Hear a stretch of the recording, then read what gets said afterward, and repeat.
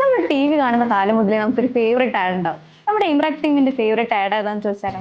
നിരഞ്ജന, നിന്റെ favourite ad ഏതാ? ജംസിനെ എടുക്കുമ്പോൾ പൊടി വീണേ പിക്കല പിക്കല പിങ് പിങ്. जेम्स मतलब मस्ती. മിഥുനെ, നിന്റെ ഫേവറേറ്റ് ആഡ് ഏതാ?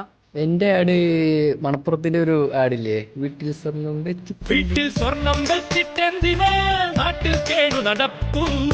നിന്റെ ഫേവറേറ്റ് ആഡ് ഏതാ? Eat 5 star, do nothing. ചിലപ്പോൾ ഒന്നും ചെയ്യാതെയും ഇരിക്കും.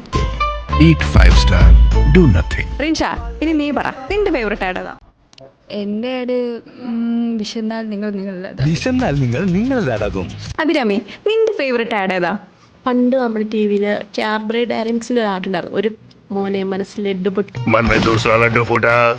നിന്റെ ഫേവറേറ്റ് ആഡ് ഏതാ? ഫേവറേറ്റ് ആഡാവും അണ്ണൻ്റെ ആഡ്.